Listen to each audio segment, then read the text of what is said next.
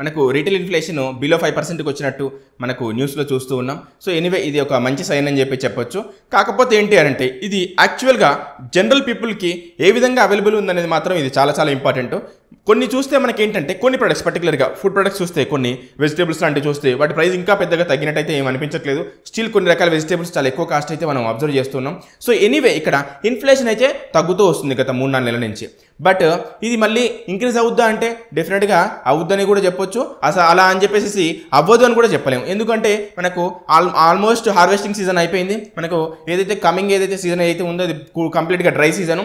So మనకు అన్ని రకాల ప్రొడక్ట్స్ అనేవి అవైలబుల్గా ఉండవు. జనరల్గా కొన్ని ప్రైజెస్ అనేవి ఇంక్రీజ్ అవుతూ ఉంటాయి. సో అసలు ఈ ఇన్ఫ్లేషన్ ఏదైతే ఉందో ఇది ఎకానమీ మీద ఎలాంటి ప్రభావం చూపిస్తుంది అని చెప్పేసి ఒకసారి చూస్తే మనందరికీ తెలుసు. ఆల్రెడీ మనం ఇంతకుముందు కూడా డిస్కస్ చేసాం వీటి గురించి క్లాసెస్లో.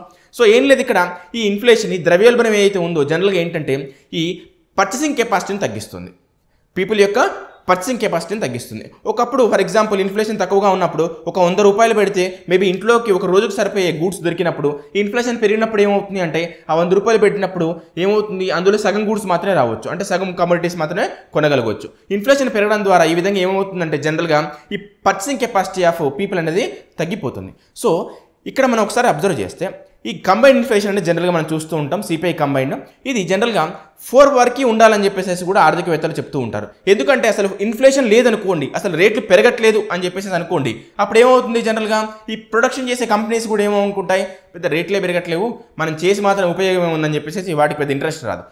సో ఎప్పుడైతే ఇన్ఫ్లేషన్ ఎక్కువగా ఉందనుకోండి అప్పుడు కన్జ్యూమర్స్ సఫర్ అవుతూ ఉంటారు. సో అందుకే ఆప్టిమమ్ ఇన్ఫ్లేషన్ అనేది చాలా చాలా అవసరం. అది ఎంత అని చెప్పేసి దాన్ని చూస్తే అన్ని క్యాలిక్యులేషన్స్ చూసుకుంటే అది ఒక 4% వరకు ఉంటే జనరల్గా దానివల్ల ఉపయోగమే అని చెప్పేసి చెప్తూ ఉన్నారు. సో ఒకవేళ +2 ఉందనుకోండి అంతవరకు కూడా మేనేజ్ చేయొచ్చు. అందుకే దాన్ని ఏమంటాం, మేనేజబుల్ ఇన్ఫ్లేషన్ అంటాం. సో -2 ఉందనుకోండి దాన్ని కూడా మేనేజ్ చేయొచ్చు. ఇది అంతకంటే తగ్గినా కూడా మళ్ళీ ప్రాబ్లమే. ఇక్కడ ఏమవుతుంది జనరల్గా ఇది డిస్కరేజ్ చేస్తుంది ఇన్వెస్ట్మెంట్స్ని, ప్రొడ్యూసర్స్ని. సో ఎనీవే ప్రజెంట్ అయితే మనకు 4+ ఉంది కాబట్టి మనకు అఫ్కోర్స్ 5 బిలోనే ఉంది కాబట్టి పెద్ద ప్రాబ్లం ఏమి ఉండదు. బట్ ఇదేమి పర్మనెంట్ కాదు. మనకేమవుతుందంటే మంత్లీ లేదంటే వీక్లీ చేంజ్ అవుతూ ఉంటుంది. బట్ ఎనీవే ప్రజెంట్ ఉన్న ఇన్ఫ్లేషన్ మాత్రం కొద్దిగా ఆప్టిమమ్ లెవెల్లోనే ఉందని చెప్పొచ్చు. ఇది డెఫినెట్గా ఇప్పుడు గవర్నమెంట్ ఏదైతే బడ్జెట్లు తీసుకున్న డెసిషన్స్ కావచ్చు, లేదంటే మనకు ఇటు ఏదైతే ఆర్బీఐ తీసుకున్న డెసిషన్స్ కావచ్చు, ఈ రివర్స్ రెపో రేట్ గురించి ఇవన్నీ కూడా ఒక ఫేవరబుల్ కండిషన్ని క్రియేట్ చేస్తున్నాయని చెప్పొచ్చు. సో దీనివల్ల ఏమవుతుందంటే ప్రొడక్షన్ ఇంక్రీజ్ అవుతుంది, ఎకానమీ కూడా కొంత బూస్ట్ అయ్యే అవకాశం అయితే డెఫినెట్గా కనబడుతుంది.